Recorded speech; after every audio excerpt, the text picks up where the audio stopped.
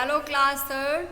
Previous class में हम लोगों ने पढ़ा कि हमारा जो यूनिवर्स है वो कितना विशाल है, जिसमें बिलियंस ऑफ गैलेक्सीज हैं और उनमें से जो एक गैलेक्सी है जिसका नाम है मिल्की वे, जिसको आकाशगंगा भी बोलते हैं, सोलर सिस्टम उसका ही एक पार्ट है।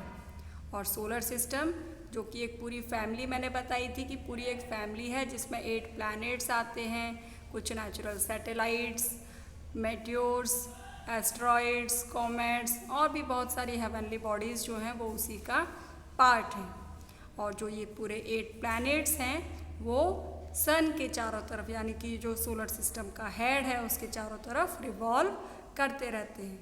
और ये जो इनका जो मूवमेंट है वो 2 तरीके से होता है। एक तो ये सारे जो प्लैनेट्स हैं जहाँ पर हैं जो इनकी पोजीशन है, यानी कि अपनी ही एक्सिस पर ये घूमते हैं, और ये सन के चारों तरफ भी रोटेट करते हैं, रिवॉल्व करते हैं। और इस जो ये रिवॉल्व करते हैं एक फिक्स्ड पाथ पर, उस पाथ को बोलते हैं ऑर्बिट। और जो एक कंप्लीट राउंड ये लगाते हैं इसके चारों तरफ जो घूमते हैं, दैट इज़ कॉल्ड रेवोल्यूशन। तो अपनी ही एक्सिस पर जो ये घूमते हैं उसको बोलते हैं रोटेशन, जिसकी वजह से हमारे दिन और रात यानी डे एंड नाइट जो है वो होते हैं। जबकि सन के चारों तरफ जो इनकी मूवमेंट रहती है उसकी वजह से जो है सीजन्स चेंज होते हैं। जो हम इतने सारे सीजन्स देखते हैं वो इसी की वजह से होते हैं। तो आज हम पढ़ेंगे नेक्स्ट टॉपिक मून, यानी कि natural satellite. The moon is the natural satellite of earth. A natural satellite is a heavenly body that moves around a planet. They have no light of their own. They reflect the light of the sun.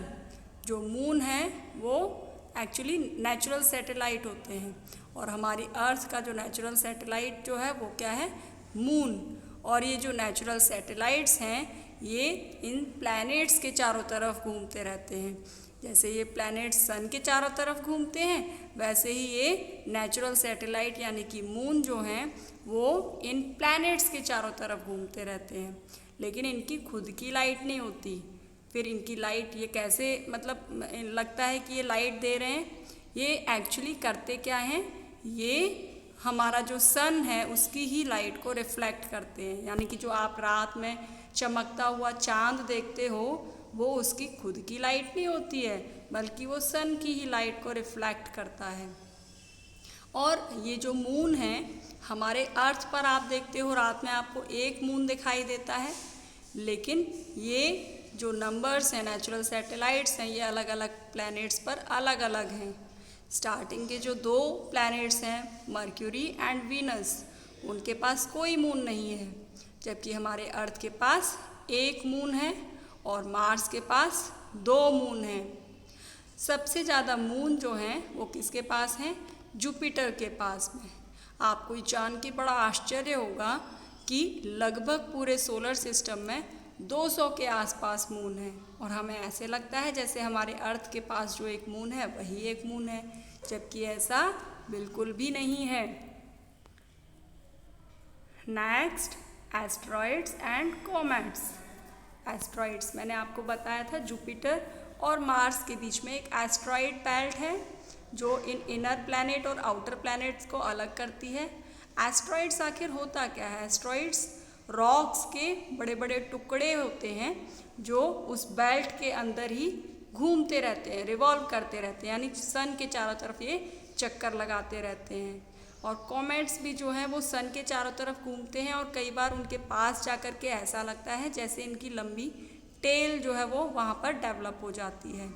इसके अलावा meteors भी होते हैं जो कि asteroid से थोड़े से छोटे होते हैं, और कई बार ये घूमते घूमते जो हैं हमारे अर्थ के एनवायरनमेंट में, जो एटमॉस्फेयर है उसमें भी एंटर कर जाते हैं। आपने सुना होगा कई सालों पहले, हज़ारों सालों पहले कुछ मीटियोर्स के गिरने की वजह से हमारे इंडिया में जो, मतलब वर्ल्ड में जो डायनासोर्स थे, वो डायनासोर्स जो हैं इन मीटियोर्स की वजह से पूरी तरह से ख़त्म हो गए।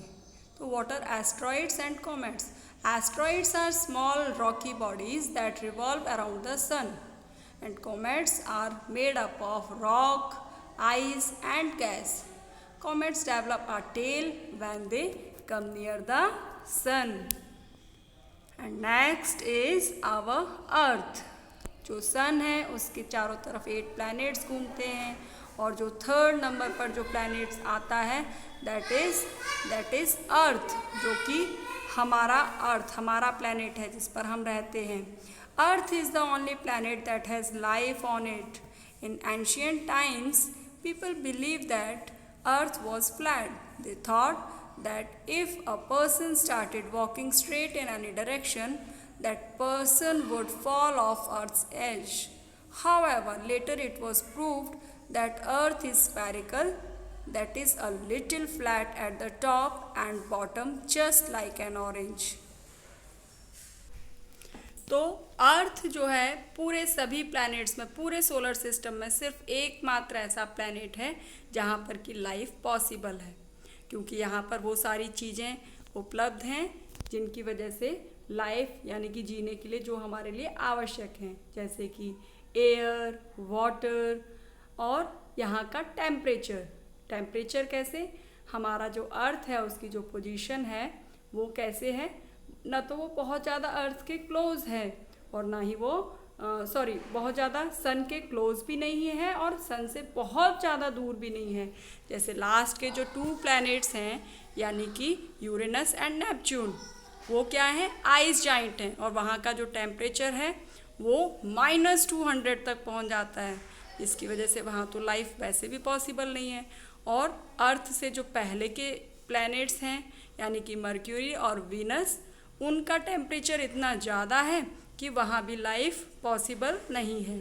तो अर्थ की पोजीशन ऐसी है जिसकी वजह से उसे जितने अमाउंट में टेम्परेचर चाहिए सिर्फ उतनी ही उसको मिलता है.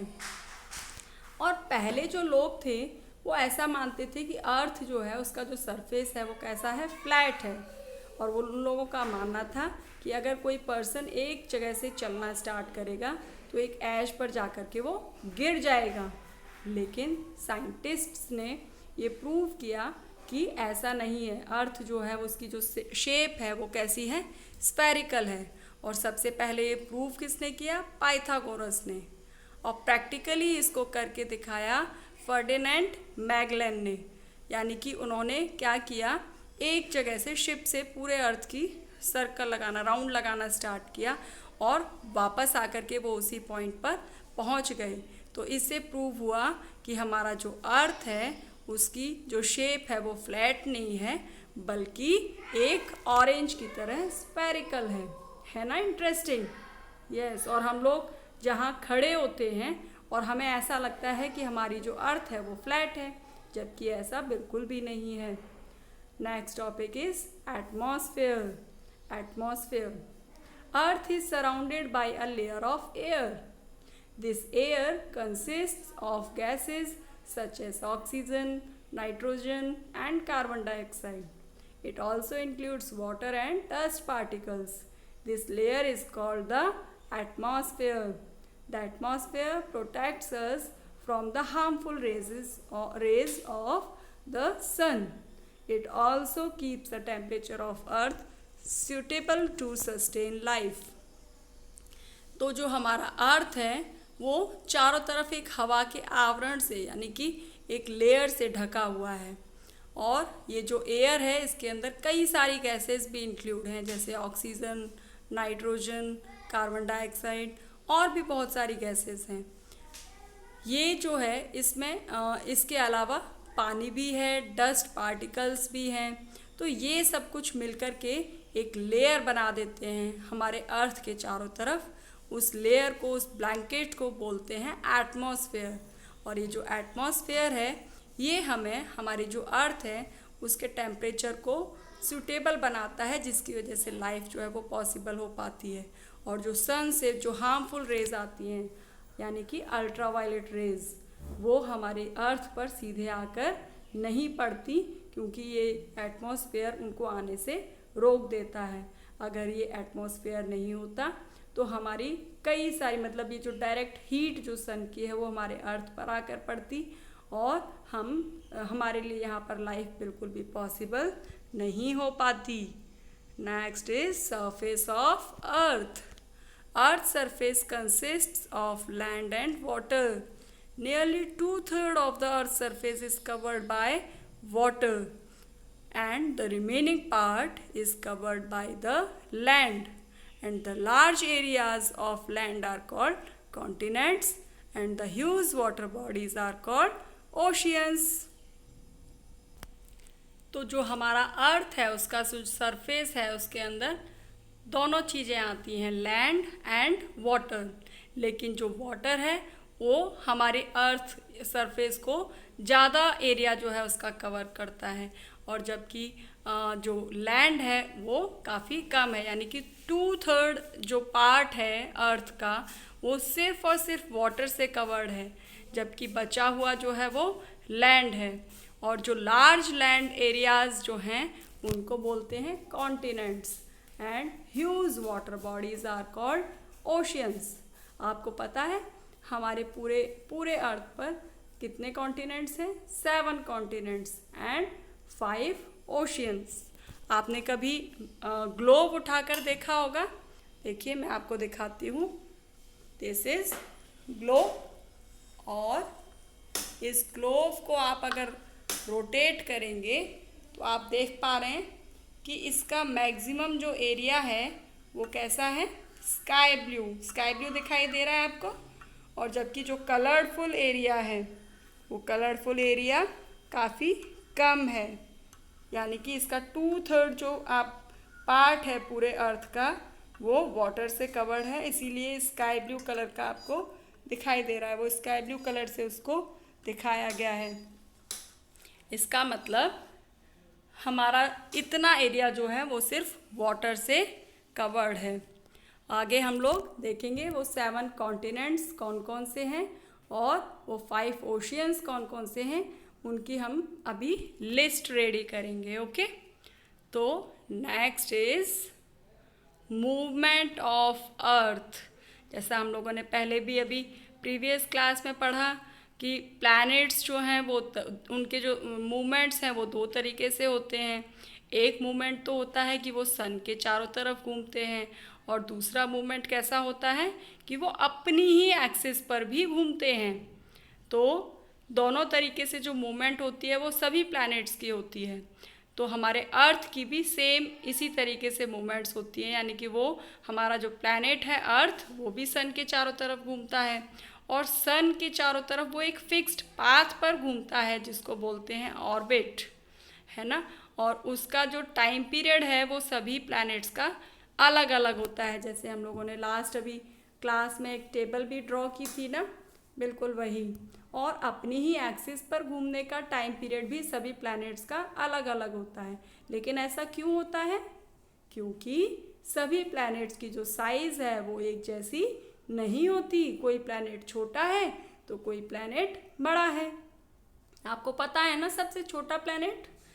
सबसे छोटा प्लैनेट है mercury, and largest planet is Jupiter. तो हमारा जो अर्थ है उसको सन का पूरा एक राउंड लगाने में, रिवॉल्व करने में कितने दिन लगते हैं? 365, लगभग 365 डेज। और अपनी ही एक्सिस पर जो वो रोटेट करती है उस पूरे रोटेशन को कंप्लीट करने में उसको लगते हैं 24 आवर्स। और इस रोटेशन की वजह से ही हमारे ये दिन और रात होते हैं। और जो रेवोल्यूशन, यानी कि जो सन के चारों तरफ जो प्लैनेट्स घूमते हैं, जो उसकी वजह से क्या होता है, आपके सीजन्स जो हैं वो चेंज होते हैं। ओके, तो this was your chapter. Interesting था ना? अभी आपको करना क्या है, यहाँ पर कुछ की टर्म्स दिए हुए हैं, उनको आपको लर्न करना है। और उसके बाद ये देखिए यहाँ पर एक माइंड मैप दिया हुआ है। इस माइंड मैप से आपको पूरा जो चैप्टर है वो एक क्विक रिवीजन आपका हो जाएगा। इसको आपको ड्रॉ करना है अपनी नोटबुक में, और अपने माइंड में भी सेट करना है, यानी कि लर्न करना है। देखिए सबसे पहले क्या है? यूनिवर्स। और यूनिवर्स किससे बना हुआ है? कई सारी गैलेक्सीज से, यानी बिलियंस ऑफ गैलेक्सीज हैं इसमें। और उनमें से एक गैलेक्सी है मिल्की वे यानी कि आकाशगंगा, जिसका कि सोलर सिस्टम जो है वो उसका क्या है, एक पार्ट है। और सोलर सिस्टम के अंदर क्या क्या आता है, सोलर सिस्टम का जो हेड है वो है सन, एंड उसके बाद उसमें उसके चारों तरफ जो घूमते हैं उसके 8 planets, mercury, Venus, earth, Mars, Jupiter, Saturn, Uranus and Neptune. और इसके अलावा कुछ नेचुरल सैटेलाइट्स भी हैं जिनको बोलते हैं मून्स, और एस्ट्रॉइड्स जो रॉक्स के बड़े बड़े टुकड़े होते हैं वो भी सन के चारों तरफ घूमते हैं, कुछ कॉमेट्स होते हैं एंड कुछ मेटियोर्स भी होते हैं। ओके, तो ये आपको क्या करना है, अपनी नोटबुक में ड्रॉ करना है और लर्न भी करना है। नेक्स्ट क्लास में हम लोग करेंगे इस चैप्टर की एक्सरसाइजेज। ओके, तब तक के लिए बाय बाय।